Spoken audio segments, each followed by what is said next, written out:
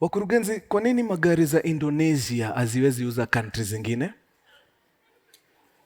Sababu ni sura baya.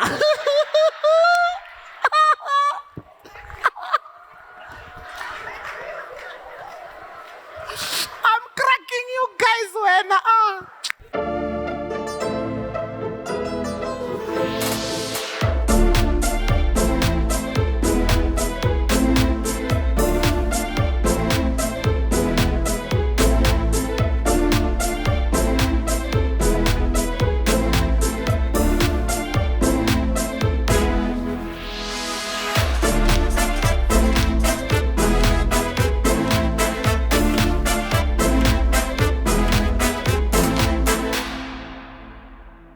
Wakurugenzi! Man, final episode of season 1 of Diastories, man. Nipigieni makofi, nimesukuma. Nimesukuma bana. Hakuna series yangu ishaienda mbio hii design. Ukweli uongo? This story is dear to me because of one thing. Lately kumekuwa tu na stories tu za wase wana feel your life imefika place mazee inawachachia mbaya na hawaoni reason ya kuendelea. Nyinyi wakurugenzi mnakumbuka story ya Polycarp. Mazee waseka Polycarp ni wengi sana. Wenye walifika 2 point wakasema you know what, we are done. Adios muchachos guys. Peace. Na wakaji exit. But leo nataka tu niwapigie story ya mjamaa alikapitia na akakwama nayo. Na sahii mazee anaona matunda. Sawa sawa. So if you don't take anything from this story, at least kwa matunda, that one thing, that there's always light at the end of the tunnel. Sawa? Wakurugenzi, mwaka ni 1996. Kijana barobaro wamepiga graduation pale The Alliance High School. Hao watu wanatusumbua hii town. Yaani haijalishi unaweza kuwa umepita ukamgonga tu kidogo tu. Bra, nilikuwa Alliance bra.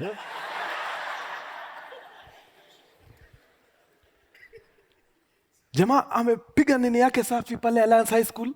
Kwa mind ashajiambia, mimi if there's one thing that I am destined, that I am built to do, ni architecture. Like, jamani mdeadly architecture wewe. Mungu angempatia tu opportunity, angechora Chulu Hills ikuwe better than Mount Kilimanjaro. Ni mdeadly, ni fire. System inasema vizuri sana. Lazima upige A yako safi. Ukianguka sana ka A minus ka 75 points. Sijui kama bado iko hivyo. Haiko hivyo siku hizi? I think iko hivyo. Lazima tu ukue umeperform kidesign fulani ndio tukuchukue wapi? Pale Arc School. Nice. Matiang'i wa hiyo time ni nani? Piga A. Physics iko mahali kwa kona inamwangalia hivi. Amepiga D mufti. Yaani karatasi moja ishaikuangusha. Yaani umeanguka mtihani moja mpaka nguo imechafuka. Unatoka exam ya physics hivi. Hey. Yaani Ohm's law imenifanya hivyo. It's fine. Kenya very strict. Architect kama kuna points hauna, sahau, forget. Haina mambo. Ni sawa. Tutatafuta alternative. Iko sawa. Kama ilivyo desturi kwa any Kenyan household, ukimaliza tu hivi form 4, kitu ya kwanza ni nini? Na nini? Bas, kaingia driving school very fast. Yeah, we must keep the boy busy. Lazima tumfanyishe kazi. Wazazi wakamaliza kulipa driving school, wakampatia kifunguo ya gari, wakamwambia sasa wewe ndio utatupelekaga kazi. So kutoka shule akakuwa nini? Driver na chauffeur ni wale wa Intercontinental. Ni huyu alikuwa Kigonyi, ni Kigonyi. Gave. Tuende sana. So akapiga hiyo kidogo lakini shule important. Lazima tupige shule wewe. Yeah. Huko countries zingine wanasema namna gani? Si tuanze kuangalia ni mainchi gani zina, ni machuo gani tunaweza pata huko nje. But before then, Mtu wetu bwana entrepreneur. Wakati hayuko kwa kugonya, si ashakutana na rafiki yake fulani. Kumbe huyu rafiki yake, anti yake ni wa majuu. Kumbe huyu anti yake analetaga perfume za kukam. Designer watagwan. Kitu amjui ni kwamba ni rejects za huko. Kidogo packaging iligonga nje kidogo. Font haikai vizuri pale, so hizo tunapeana almost bei ya kutupa. Sasa ule auntie anaenda naziokota nazo Kenya, anapatia nephew wake. Na sababu nephew wake ni rafiki ya huyu rafiki yetu, wanagawana perfume na wanaingia streets. Wacha nikwambie, pesa inatengenezwa hii Nairobi. Perfume amepatiwa auze kitu kama 2,000 hivi, anaipiga times 2.5. Anatoka hapo na 5,000 pesa taslim. Piga perfume kadhaa. No, he was making bank. Huyu jamaa biashara ako sawa. Around that time, kuna babies in the neighborhood. Anamnyima usingizi mbaya. Sijui kama yeye ndiye alifanya hii physics haikuingia, I don't know. Kabebe kako maeneo nini, mambo imekuwa safi, washaanza kukua an item kidogo. Mresha anaenda sijui shule Pretoria, South Africa. Sasa mtu wetu amebaki hapa. Mresh ameenda Pretoria. Lakini msisahau ni mtu ako biashara, na si forex, ni kolon. Ako sawa. Idea kaka, unajua vile tu idea zinakutandikaga, kitu inakuuliza. Kwani hii South Africa ni Mars? Hatuwezi fika? Kwani South Africa ni wapi? Si ni hapa tu chini. Ukipanda ndege namba 23 ushukia hapo. Hata wakikuweka Gaborone si utatembea tu hadi Pretoria. So ashapiga mazema savings zake safi, ashajiambia, you know what, mimi naenda kucheki Mresh. Ashaambia mpaka wazazi, maze, kuna vile ule Mresh anaweza nataka niende nimpige visit huko. Wazazi wakashangaa, hii ni bangi gani huyu mtu anaweka kwa sukuma wiki? Unaenda South Africa kufanya nini? Niko na baby huko. Jo. So mother of course, kwanza vitu kama hizo wazimbambi. Wazae wetu na kwaga wa craft mbaya. Wazae wetu hujifanya hapo tumekasirika mbele ya mother, alafu tukitoka hapo nje kwa kona gave. Wewe ni mtoi wa nani wewe? Gave. So maze, jamaa kama you know what, mimi na execute. Kama mbaya. Kwani iko nini? Na sababu ni mtu mwadilifu, ni mtu ambaye anafuata principles, hivyo ndio Wakamba wanazitaga principles. Akasema sitatoka hapa kama gaidi, niende tu huko South Africa kuona msichana wenyewe na hata watu wake hawajui. Akajipeleka mpaka kwa nyumba yake na msichana. Kwani kesho? Akawaambia, wadau, sijui kama kuna kitu mnataka kunituma?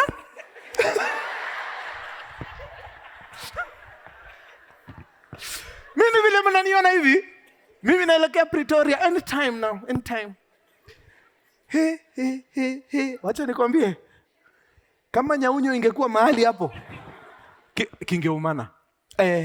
Karibu ichache. Wakamwambia, kitu ikudanganye wewe, tusikie uko hiyo South Africa,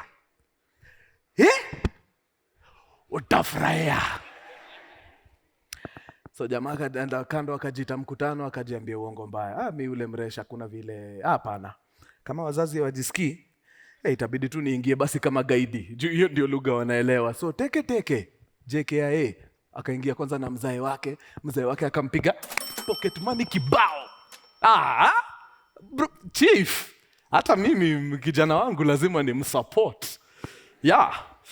Kaambiwa ingia South Africa mtu wangu, enda ona mtu wako. Teke mpaka ese wakapata mrembo huko, wako na guardians kidogo. Guard ilikuwa juu, lakini wakaona uboy ni mtrue bana. Uboy ni mtrue sana. So wakakubali, mambo ikakuwa sawa. Madhe huku mtaa alikuwa hajati hiyo story sana. But jamaa wetu ni hatari, akamwambia cheki, si hata niingie hivyo nikuletee ma computer za job nini, wacha kutumia typewriter hapa. Kwani wewe ni mtu wa serikali? Kata.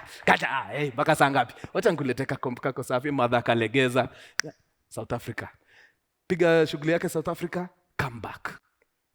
Mambo iko sawa. Yenyewe kuna mapenzi hii town. Yaani unafuata mtu South Africa, wewe mtu wako akienda Kinoni hivyo,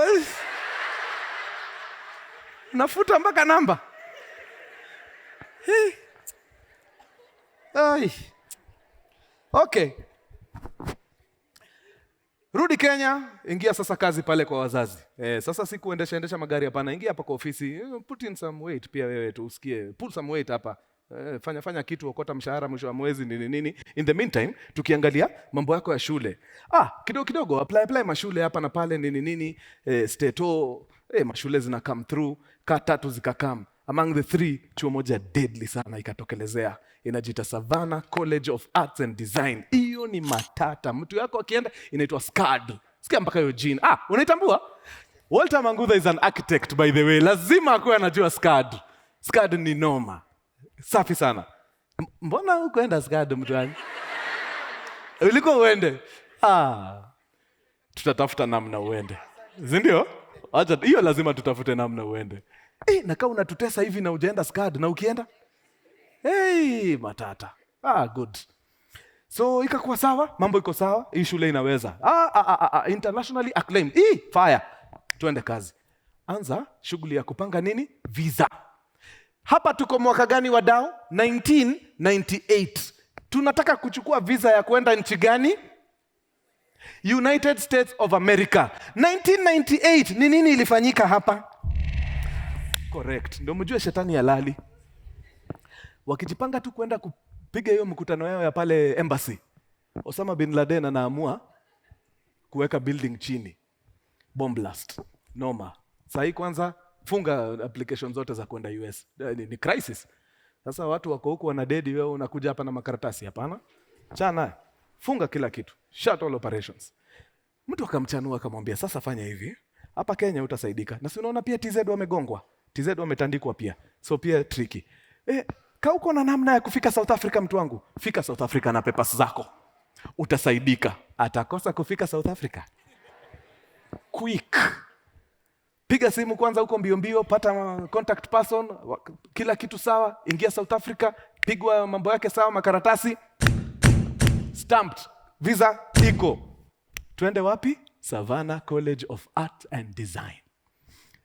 Ingia ndege wewe, enda mpaka Savannah. Savannah I think iko state ya Georgia.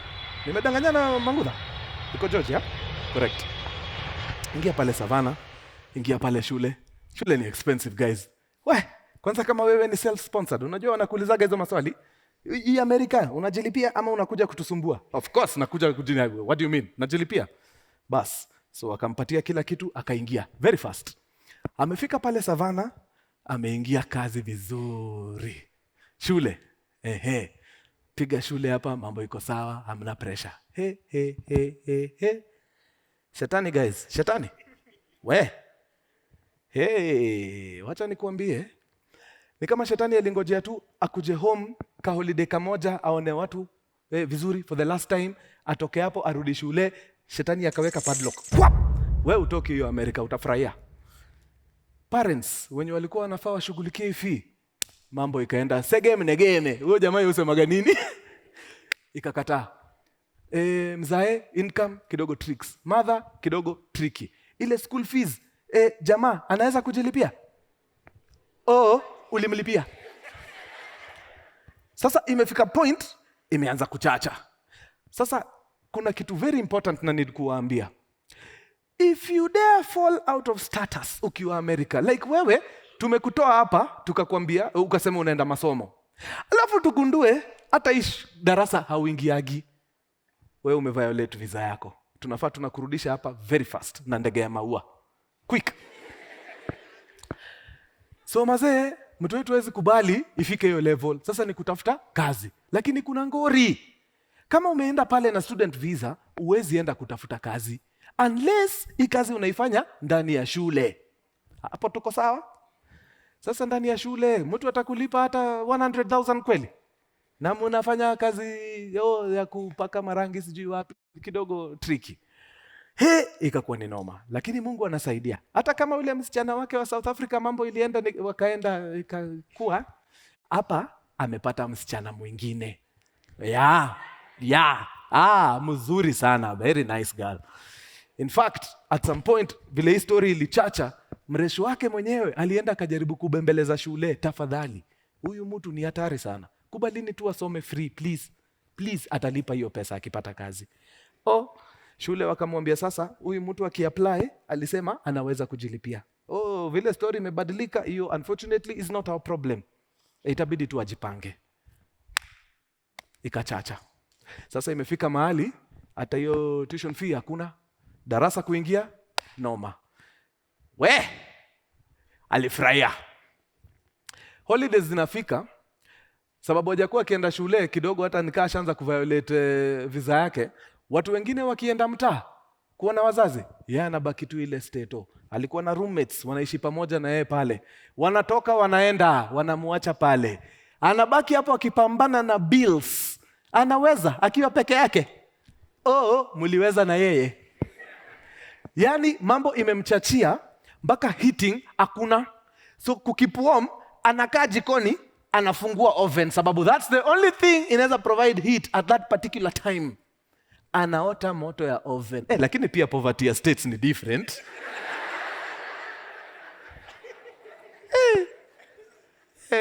Nyewe.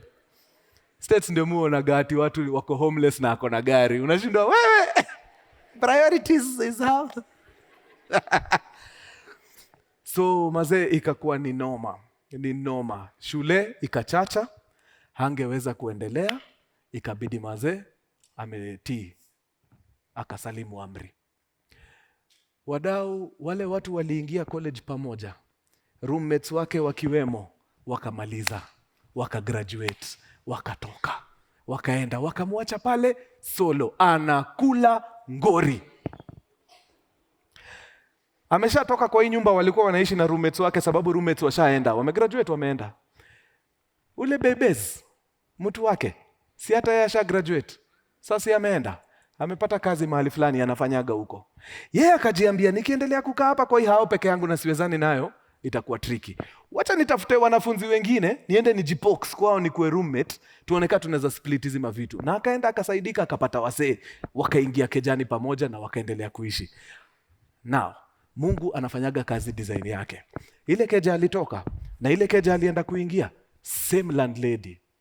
Akiwa huku ndani akadiscover huyu madam ako na hizi apartments kibao huko kuelekea 60 ni nyingi. So akiwa ile harakati ya kuhama kwa hii keja, juu unajua ukihama kuna kadipo, ako kadipo anakahitaji, akaambia madam fanya hivi, hizi maintenance zinafaa zifanywe kwa hii keja, wacha mimi nifanye. Ndio nikitoka unipige nini? Dipo. Akapiga kazi mufti. Enyewe waluya kazi ya mkono wachana nao. Wako sawa. Piga rangi proper. Mulami akakuja akaangalia nyumba akaona yes, hii inaweza. Hii iko sawa. So vile jamaa alienda kwa hii keja ingine ya pili, akaona since hapa kuna ka opportunity, si wacha nijitetee kwa huyu madam. Akamwambia madam landlady cheki, na cheki uko na hizi makeja mob, na wewe umeona kazi yangu ya rangi, sio kazi smart, you love it, nice. Si unipige wera, sababu uko na hizi manini mob ni kupakie rangi hapa utii. Madam akamwambia iko sawa, wewe paka marangi. Akaingia kazi, rangi inatandikwa proper. Mtu yangu, unaamka 6 kupaka rangi, unaenda kulala jioni, umepaka rangi, hakuna kitu kingine, ni rangi tu. Yeah. Like yeye ndio alikuwa the original Peter Marangi wa Georgia. Ikafika wakati yule sweetheart wake yule bebezi, sasa kazi imebidi amehama, ameenda state ingine tofauti. Hapa marangi zina come through. At least anapata tu shilingi kiasi nini. Sasa hii hayuko hand to mouth kama vile alikuwa zamani. But sasa mrembo wake amezidi, ameenda state next. Akajiita meeting, akajiuliza hapa sasa mti yangu, itakuaje, sijui nifuate huyu madam. Itabidi nimfuate. Akakusanya kila kitu ako nayo, teketeke nini, akaambia mademoiselle, mtu yangu na come through, na come. Tuonane ina beat.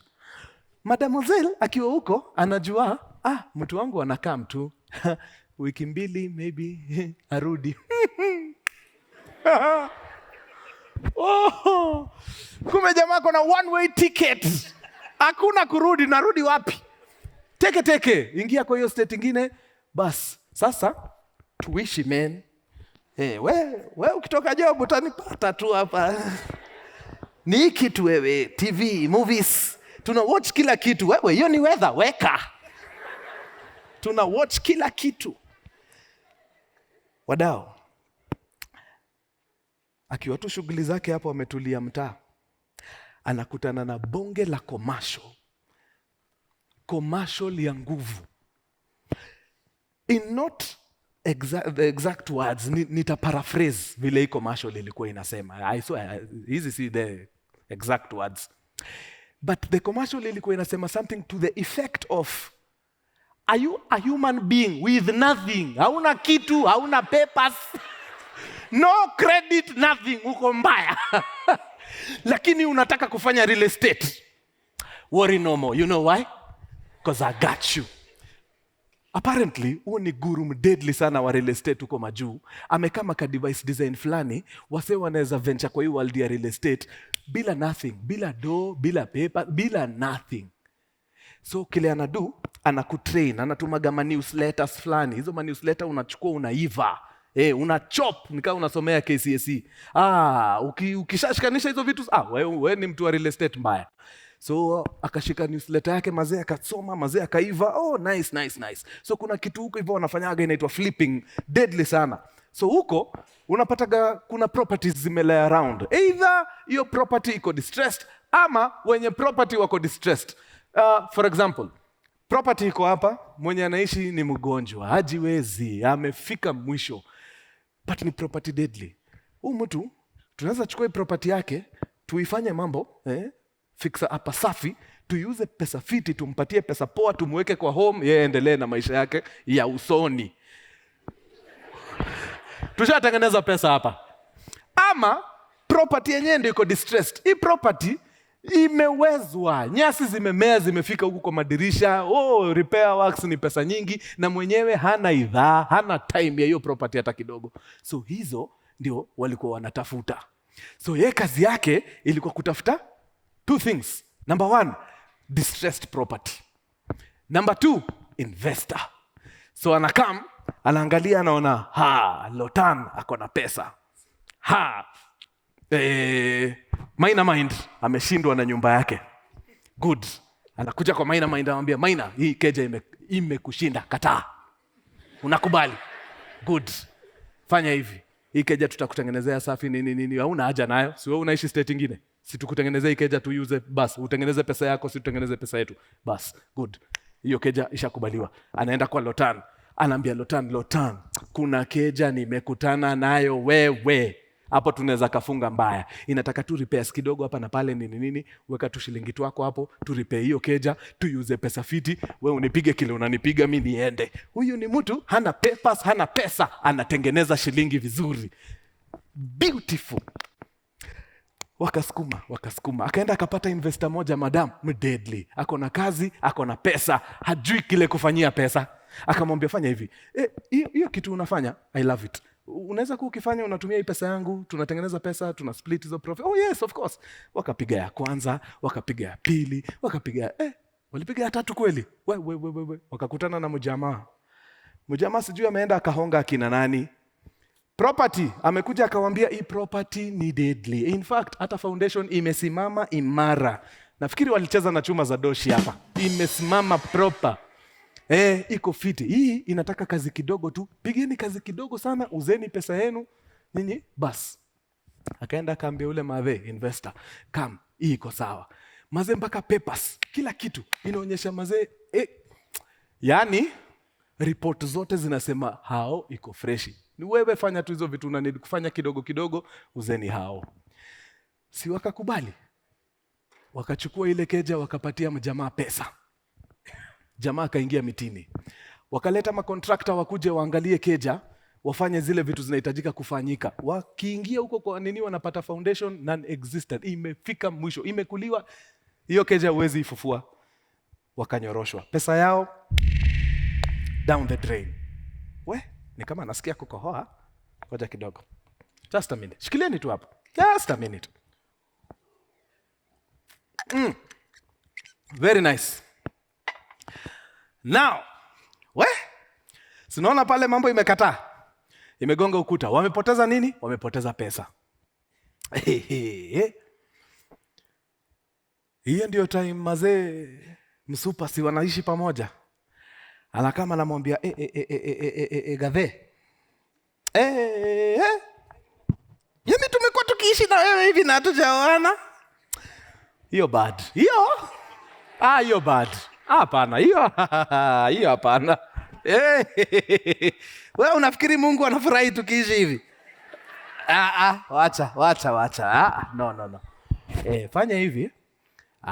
Hata sikufukuzi. Wewe chukua tu one way ticket, toka kwa bedroom, ingia kwa couch. Maintain hapo. Hai. Sasa Mungu akubali, wewe unataka kulazimisha Mungu. Kaa kwa couch. Wacha tuendelee tuishi tu. Mpaka ile siku tutamake kitu ikuwe formal, official. Bas. Wewe unajua hata maandiko inasema hivyo. Wenyewe huwezi bishana. By the way, kadi ya God hivi, huwezi bishana. Hiyo ikishatoka imetoka. Wadau wacha niwaambie, mtu wetu wa The Alliance High School alikula couch miaka 3. Quick. 3 years. Yeah. One morning, akiwa tu kwa couch yake hapo, simu ikaingia. Kutoka wapi? Kwa pastor wao wa church. Pastor akamwambia, wacha nikuambie mtu yangu, sijalala usiku mzima. Mbona? God amenibongesha. Akanisho, wewe ni mtu unalala kwa wenyewe wewe. Tafuta namna utoke. Toka, enda, tafuta design. Ile wakati utakuwa tayari, fanya vitu zikwe vile inafaa. Ushapigwa na kadi ya God, alafu imesindikizwa na assist ya pastor. Kuisha. Ikakuwa ndio hivyo. Wakadiscuss na bebez, akamwambia sasa ni aje, iko sawa, nimetii, itabidi nitoke. Unanipatia kama siku ngapi nitoke? Bebez akamwambia cheki, cheza na wiki 2, at least utafute namna. Sawa. Mungu anakamigi through kwa wale ambao wasiojiweza. Simu ikakuja kutoka kwa kazini yake very fast. Ni aje form, uko sawa? Uko sawa? Nini mbaya? Mtu yangu vile unaniona hivi, hata keja sina. Na niko na wiki 2 ya kutoka hapa. Na nilikutafuta Maskan. Kumbukeni shule ilikuwa Georgia, wakahama wamekuja North Carolina, sasa ni Maskani natafutwa wengine. Kazi nakamwambia ina mambo, fanya hivi. Niko na biashara napiga na feel unaweza ku audition poa sana. Unaweza come pale DC tupige na wewe. Niko na shughuli lakini wife wangu atakuwa area, si mnaweza sukuma hustle pamoja. Kabisa, inshallah itaweza. Ndege teke. Ingia wapi? DC. Mungu anasaidia. Wacha niwaambie, ile pesa alikuwa anatengeneza North Carolina, huko DC wanatengeneza karibu 10 times. Unajua DC ni Nairobi huko. So huko pesa inatembea rahisi. Pesa iko sawa, like money is circulating. Mambo iko fiti. Sasa hapa ni kabisa. At some point hapa wadau, after sasa ushaambiwa enda tafuta maskani nyingine. Si unaona hapa madam ameanza kuona wewe pia nikaa huko serious na mimi sana. So pia waka split kidesign. But jamaa akiwa DC anatengeneza mambo yake, at the back of his mind anajua ule mresh hakuna vile ananitoka. Huyo lazima nimkulie strategy yake baridi. Lazima nirudi hapo by force. So wakasukuma kazi huko DC, wakasukuma nini, pesa inaanza kukamfiti, janjeza anaanza kuwiggle back into the relationship pole kidesign tu, lakini kutoka mbali. Ule kazini yake mwenye alimsukuma DC, mazee kumbe wakakosana na wife. Sasa mazee kaa waongeleshani na tunafaa tufanye kazi pamoja, itakuaje? Waka-agree, Gathe, pole mazee, imekuwa run fiti, lakini si wewe unaona mambo vile inaenda. Itabidi tu utafute namna nyingine tafadhali. Haidhuru. Jamaa akasema ni sawa. Mungu ni nani? Kazini yake mwingine akapiga simu. Mrembo. Ni aje? Nini? Okay, haina mambo. Tunaweza changamka na wewe Texas.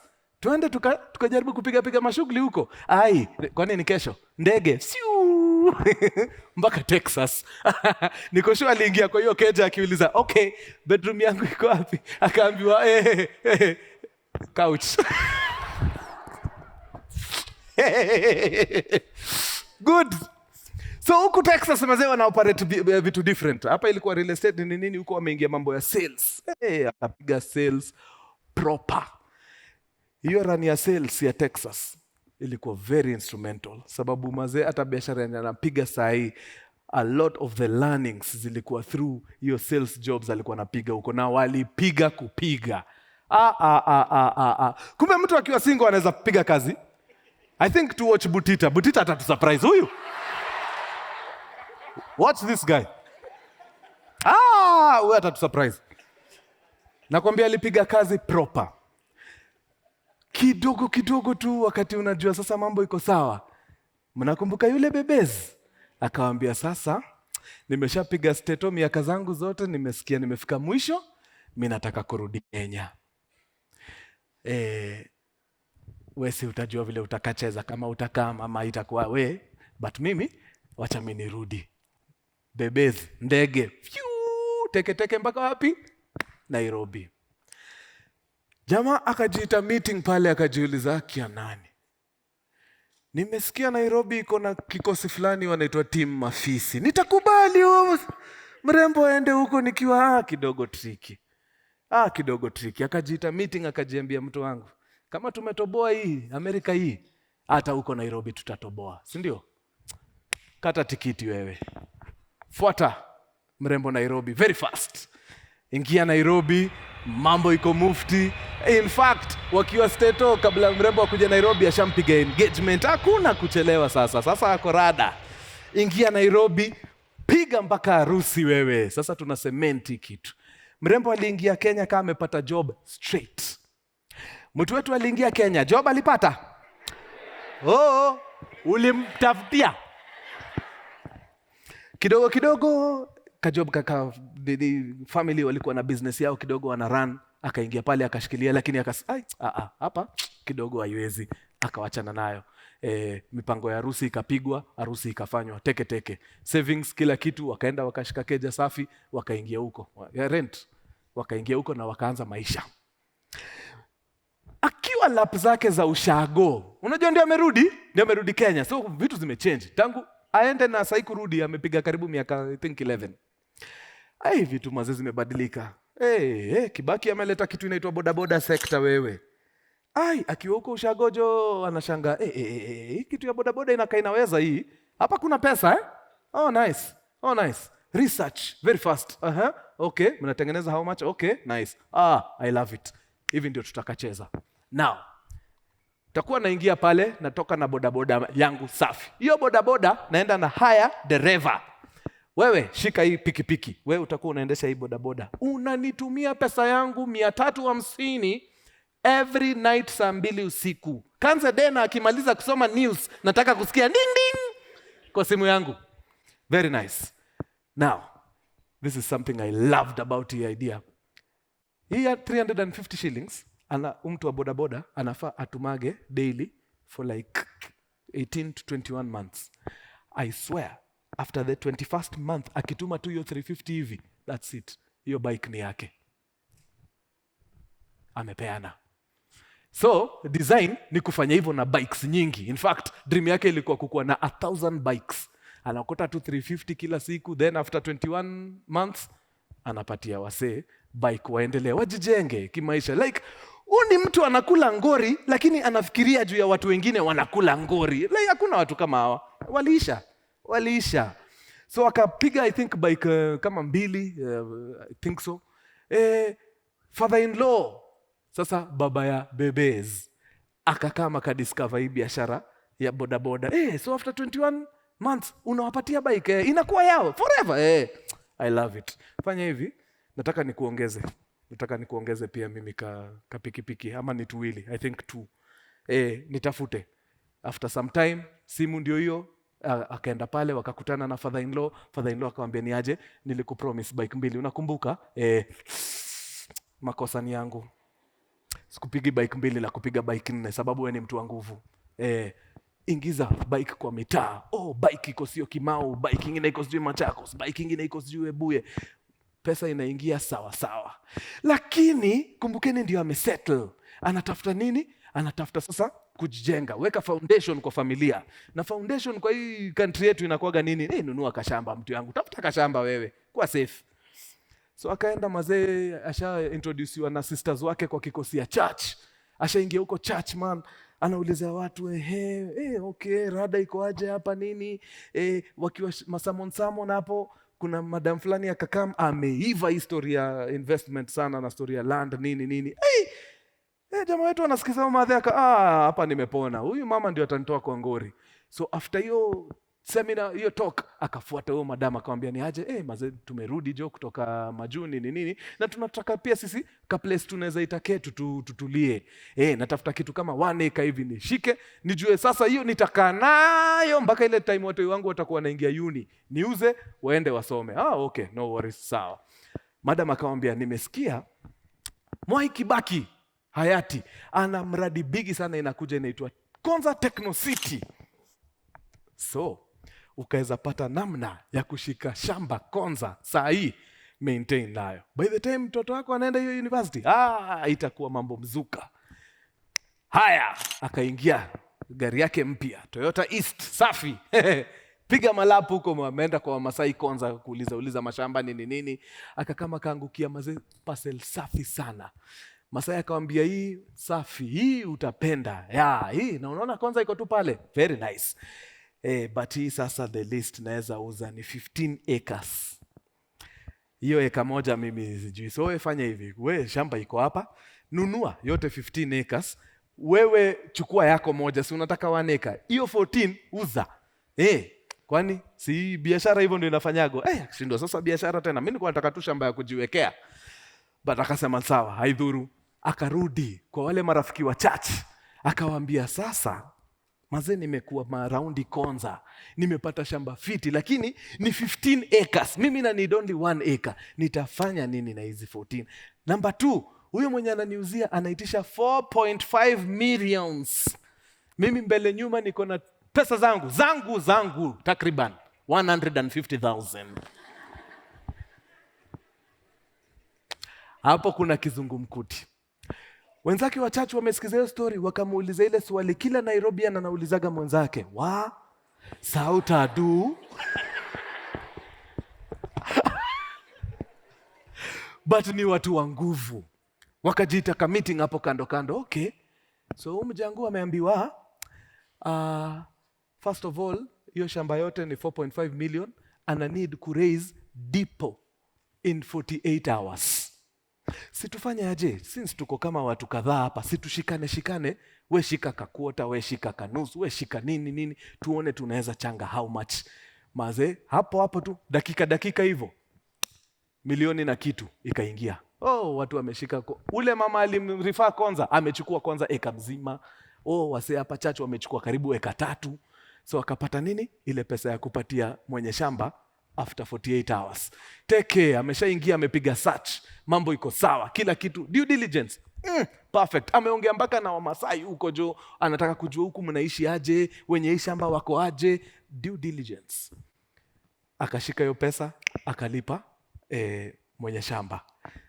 Na kuambia rumors zilitembea tu hivyo. Kwa hiyo kikosi ya church tu hivyo, wameambia mabeshte wao wameambia marelatives wao. In no time alikuwa ameuza the entire 14 acres plus na ile yake yenye alijibakishia. Mambo mufti amefunga hiyo shughuli. Yeye alikuwa anataka tu eka yake moja ya kujiwekea. Hizi zingine sawa. But ametengeneza pesa fiti sana na hiyo kuuza. Akarudi kwa wale wasee walimchangia ile time ya kwanza, akawarudishia ile doo yao yenye walichanga times 3. Like ndio ujue hiyo biashara ilikuwa tu safi. 300%. Business was good. Haya, huyu Masai mwenye ameuza hii shamba ya hapa Konza, kumbe ako na relatives wako sijui wapi huko Kajiado, karibu na ukienda hiyo njia Loitoktok. Ako na cousin huko, ako na shamba big deadly. Akapiga, akaambia mtu wetu, mtu wangu, niliona ile shamba yangu ulikimbiza sawa. Sasa niko na ingine. Unataka tuende nini? Sasa jamaa anashindwa sasa, unataka kunipeleka tena kununua shamba zingine? Mimi niko tu nataka eka yangu moja, nitulie basi, hakuna mambo ingine. Nakwambia simu haiwachi kulia. Masai ana call. Every 2 days. Niko na mali safi. Eventually Masai jamaa akasema, ni sawa. Wacha nisikie Masai kile anadai. Ni sawa, wacha niende nione. Teke huko njia ya kwenda Loitoktok hiyo, wakaingia mahali fulani hapo panaitwa Imbuko. Wakapata mtu ako na eka karibu mamia. Overlooking Mount Kilimanjaro, mambo yani mandhari imekubali, imetii. Alitoka hapo teke akirudi kwa marafiki wake wa church, akawaambia sasa, mlikuwa mnasema kwanza, amejui ile kitu iko Kajiado, tuendeni tumujionee. Nakwambia waliingia wakaona hiyo maskani hivi, wote 80 acres immediately. Wakanunua bus, na kutoka hapo ndio akaamua sasa, kama kuna biashara nitapiga hii town, ni hii biashara ya mashamba. Sababu kuna kitu hapa, there is something, na kuna vitu mazemi naona watu wengine hawaoni. Wacha tuingie hii sekta. Long story short, wamepiga hiyo sekta huko mazee, wameuza deadly. Best yake kama kamwambia nao mazee, vile unaoperate ni dangerous. Huwezi kuwa unaoperate hivyo kiwewe hivyo, lazima uregister company safi. Hii kitu ushaielewa, ushai-understand, operate sasa professionally vile inafaa. Teke, registrar of companies ikapigwa hapo haraka teke, jina ikatoka, na jina ya company ni Goshen Acquisitions. Hey!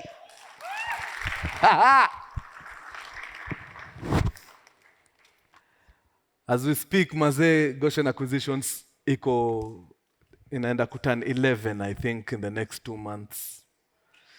Yeah, wamekuwa at it for a decade plus. Nimeongea na wasee wengi wenye wako kwa hii real estate business, lakini kuna design fulani Goshen wameunderstand hii kitu sijaisikia na wasee wengi sana wenye nimeongea nao.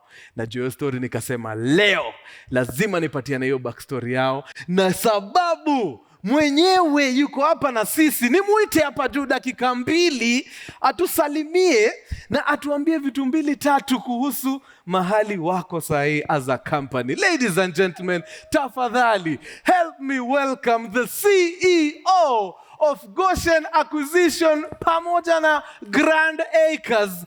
Give it up for Solomon Wangu.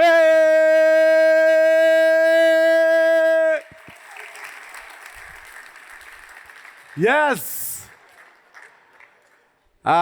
Yes. Pigwa microphone yako safi hapo. Hapo sawa. Solo, mambo vipi? Uko salama? Hiyo story kuna details nimechoma.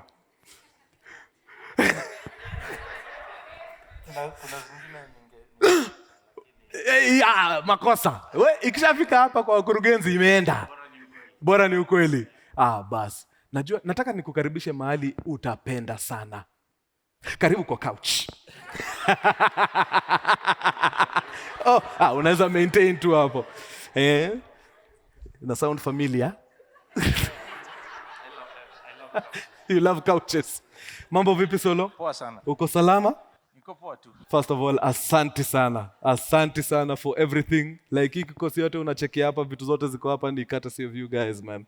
We don't take it. Kazi ya Mungu anasaidia. Kama kawaida. Actually, it's a good thing you said that. Mnakumbuka wakati alitoka huko wamepata shamba safi, alafu watu wachache wakauliza sautadu? Hiyo ni mimi nimejiwekea. Ukweli wa mambo ni alisema nimepata nini fiti, huyo Masai ananiitisha milioni na in 48 hours. Hao wakamuuliza, sasa hapo itakuwaje? Akajibu, hiyo ni shida ya Mungu. That was powerful, man. That was powerful. Hiyo ni shida ya God. Hiyo ni shida yake. Provide for us ni kazi yake. Bas. Hiyo sasa tukiongea ni 2011. Mkinunua 85 acres Imbuko. 2012 March.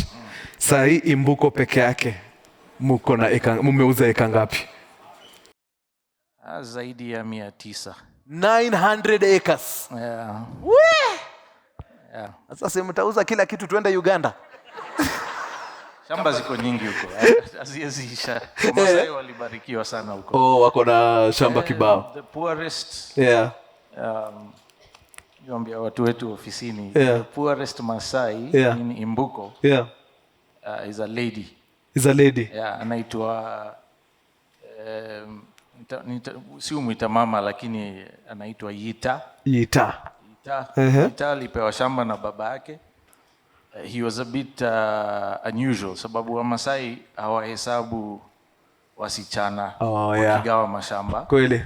And that was before hii mambo ya spousal consent, children inheritance ilishika. Lakini baba yake aliinsist lazima dota yake apewe something.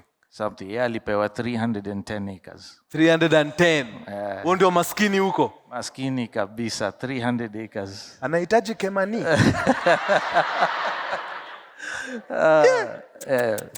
Nice. Awesome. 900 hiyo ni a lot. Other than Imbuko, places gani zingine sasa mlika venture out baadaye? After Imbuko tuli discover Nanyuki. Sababu ile project ya kwanza ilienda poa. Tukasema hii Vision 2030 blueprint ya the late President Kibaki. Correct. Tuliona vile kwanza ilipatia watu interest. Tukasema hii ni blueprint poa, wacha tufuate hiyo plan. Kuna plan ya tourism city Isiolo. Iko. Ya Vision 2030. Nikasema wacha nitafute shamba Isiolo. So on the way to Isiolo, I think that was the first time nilipita Thika. I had never gone past Thika from Nairobi. Unaenda gatuna Wayakiwe. Kienda Ushago, Webuye. Lakini for the first time nilipita Thika nikienda Isiolo. Ikabidi tupitie Nanyuki. Tukapata Isiolo hakuna mashamba private, shamba zote ni communal. Correct. Ni shamba kubwa, thousands of acres, title deed ni moja. Na ni council of elders wana determine nani atatumia shamba, so we were unable to buy. So tukasema kuna hii place poa, kuna wazungu ni kama wildlife huko, ni kama zebra, unaona tu wamejaa, ni kama Karen ilikuanga in the 80s. Mountain view, fresh air, nini. Tukasema wacha tutafute shamba Nanyuki. Tukafaulu tukanunua 12.5 acres ya kwanza. And since then tumenunua na tumeuza almost 800 acres. Nanyuki peke yake? Nanyuki peke yake. Sawa. Nyinyi mko tu sawa. Other than Nanyuki? After Nanyuki tukajipata Elementaita. Nilikuwa na besha, alikuwa na kashamba kaplot kamoja na Elementaita. Weekendi akasema twende tuone. Bas. Nikaona hiyo maji nikasema jameni lazima si hapa nipate pia kakitu. Tukatafuta tukapata just under 7 acres. Imeshika maji. Hapo Elementaita. Bado tunatafuta zingine. After that Naivasha. Sasa tunasaka shamba pande za Malindi, Diani na kadhalika. Tuende Costa Rica sasa. Vile inafaa. Sasa juu shamba zako nimezipitia. Kuna Nanyuki kidogo, Elementaita kidogo, Naivasha zote mita 4, mita 5, mita 6. Only. Makosa ni yangu. Kumbe mko na pesa hii town mbaya. Sasa swali wakurugenzi kadhaa wamekuwa kiniuliza ni ule mtu anajipiga mfuko hivi $500,000 inatoka. Huyo mtu asipata shamba anywhere, hivyo ndio mumeamua. Kuna watu unajua akijipiga tu mfuko hivi kidogo 600 inatoka tu. Milioni haitafika lakini 600 atakosa. Watu kama hao sasa mnatuweka wapi? Unajua sio kupenda kwetu. Sana hiyo ni function ya size ya shamba. Kweli. Na hizi places zote mali tumenunua shamba kisheria ni vigumu sana kupata ruhusa kihalisi ya kukata zile shamba watu wengine wanauza. So hiyo ndio problem ya kwanza na sisi najaribu kufanya vitu straight. Wewe niliona mazee tufanyangi biashara haramu. Wewe hata polisi wa traffic umekataa kupea 50 bob. Siwezi. Afadhali niende pengine nisifike pale kamiti lakini I mean it's important. Lazima uwe na amani. Kwa roho ya kwamba kila kitu iko sawa. Ukifariki leo ujipate mbele ya Mwenyezi Mungu, hauna hofu ya kwamba utatumwa ile place ingine, vitu kama hizo. But more importantly, sababu biashara yetu ni kukata mashamba na kuuzia wengine. Hatutaki hiyo hofu ya kusema tumefanya kitu kombo. Wewe umejinyima hivi na vile, umenunua shamba, alafu baadaye upate mashida. Hiyo sitakuwa laana kwetu. Kweli. Alafu pia jina ndio hiyo imeenda. Kwisha. So lazima tufanye vitu vile sheria inasema. So for that reason, kuna size fulani ambazo ni ngumu sana kupata. Na ndio kwa sababu bei zetu ziko juu kiasi. Alafu kuzidia hapo tunafanyanga value addition fulani. Mabarabara, fencing, stima, master planning, hizo zote zinakuja na gharama. So hawezi compare shamba zetu na zile proti maguta zile za kuuzwa bei za chini. Hizo unapewa tu nyasi wewe ujipange. Okay. Kwa hivyo sasa sisi hatutoki na kitu hapa, ama itakuwaje? Hatuna mali hata kama 500 yani, unajua. Okay, 500 unaweza, because for the first time, sababu ulipiga makelele last week or the week before. Tulijikakamua lazima tupate suluhu. Tukapata shamba moja, sio kubwa sana, lakini iko place fiti sana, imeshika lami. Nice. Ile barabara ya kwenda Oloitoktok, kuna mountain view safi. Na ni place ambayo ina expand sababu watu wengi wanahamia hapo, wanajenga maduka. In fact hiyo place inaitwa duka moja. Inaitwa duka moja. Very creative. 10 years ago kulikuwa na duka moja tu kwa hiyo barabara. But sasa ni nyingi. Na sasa hata huwezi hesabu, lakini jina imebaki. Duka moja, so tuko na kashamba kamoja hapo. Imeshika lami, kuna stima, tutachapa fence, gate, tutaweka all weather maram ya ndani, lakini kutoka hapa mpaka kwa shamba yenyewe ni lami. Nice. Na zitakuwa 50 by 100. Okay. For residential na commercial. Wale wa kujenga maduka wanaweza jenga maduka pale imeshika barabara. Wale wa kujenga manyumba pande ya nyuma. Na hizo specifically only for Wakurugenzi, they are available for 499k. 499? Yes. 499k. Na ziko kwa flyers. Wale hawakusoma flyers. Mnaweza angalia. Iko. Tumeita Kili Point. Okay. Na ni chache, there are only 37 plots. So wale wako interested na wako na your budget. Correct. Na wanataka uhakikisha ununue shamba halisi, haitakuwa na mashida za title na kadhalika. Wanaweza take advantage. Bas. Kwisha, Wakurugenzi hiyo ndio nilikuwa tunatafuta, ndio sababu wengi wetu nimeona tuko hapo. Hapo kwa nusu milioni, ikienda sana 750 hapo. Sio mbaya, ni pesa poa. Ni pesa fiti hiyo. Na tutaendelea kutafuta zile products zitawafaa. Very nice. Sasa leo nasikia kuna mambo ilikuwa inafanyika hapo, kuna QR code walikuwa wanachungulia nini. Na nasikia hiyo QR code kuna matunda inafaa ilete na mtu mmoja anafaa aende nayo. Sijui kama hiyo ripoti uko nayo. Nilipewa ripoti. Sijui ni wangapi waliscan hiyo QR code. Watu wangapi wamescan hiyo QR? Good. Wengi. So kuna mmoja hapa leo anafurahi mbaya. Tayari kuna mmoja. Richie atatupatia jina yake. We, kuna mpaka machek mtu yangu na uniambi. Hii lazima tusimame hii. Wakurugenzi jueni nawapenda. Msijaribu kuomoka mniwache hapa na vile nimepiga kelele hapa siku mzima. Jina yake ilishaandikwa. Anaitwa Eva Anunda. Sijui Eva Anunda uko ndani? Hako wapi? Mbona sikuoni? Ndio huyo. Eva yuko. Ndio huyo. Wapi makofi ya Eva Anunda? Kwenye merchandise na nini? Hapo sawa. Eva, congrats. Hongera. So because you participated, na tunashukuru, umejishindia $100,000. Na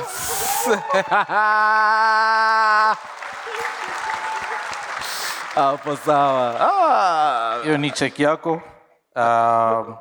Obviously hii ni dummy check, hawezi peleka hii kwa bank, watakufukuza.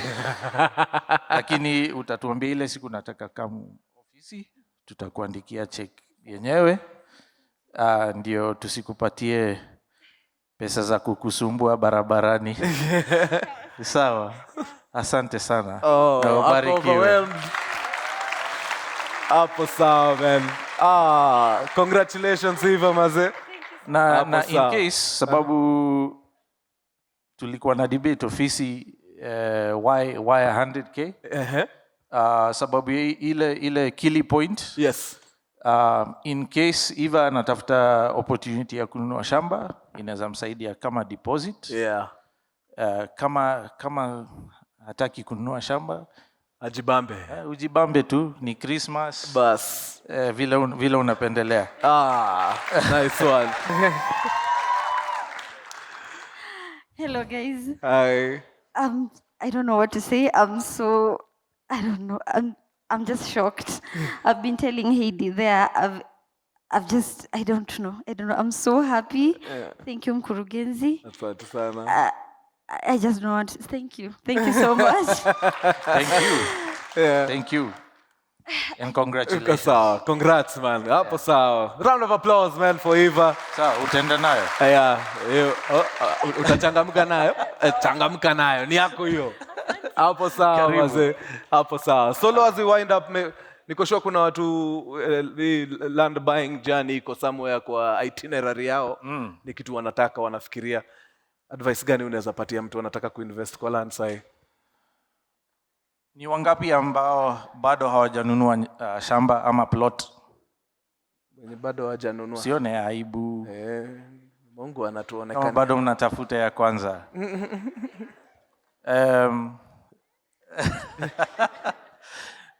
What I would say, kitu ya kwanza, jua goal yako.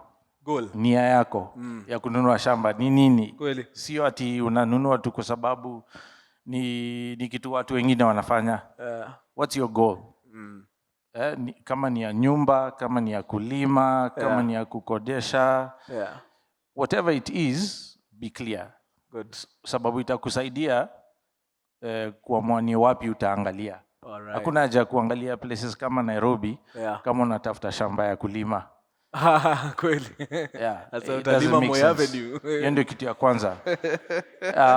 Kitu ya pili, download checklist ya Grand Acres. Very important. 9 steps to safe land buying in Kenya. Good. It's a free checklist. Just go to the website. Download it. It's based off of 10 years experience za kununua mashamba. Nice. Na tujawahi kuoniwa. Wow. Not in Kenya. Tulinyoroshwa huko kwa majuu, lakini huku never. It's impossible because we know too much. Good. And it's not difficult. Sio kitu ngumu. Hata mwanafunzi wa standard 5 anaweza fanya. Ni tu vile hiyo information has not been public. Correct. So download your checklist, uitumie, whether you're buying from Grand Acres or anyone else, just to be armed with the information. Good. So that you're safe and you're able to do what you need to do without problems. Alafu kitu ya tatu, at some point, njoo tutembele. Good. Uone kama tuko na kitu ambaye inaweza kukufaa. Nice. Tutashukuru. Hapo sawa. Riverside itawashinda kufika kweli wakurugenzi? Aje, hapo sawa. Shukran sana Solo maze. Asante. Thank you very very much. Endeleeni na kazi safi maze. Asante sana. Sawa? Hapo sawa. Round of applause for Solo man. And the entire team at Grand Acres, Richie na kuona hapo, Coco Van Veen, Gladys, Liz na wengine wengi wenye wajakam. Au sio? Hapo sawa. All right. Pande yangu ya juice nisha deliver.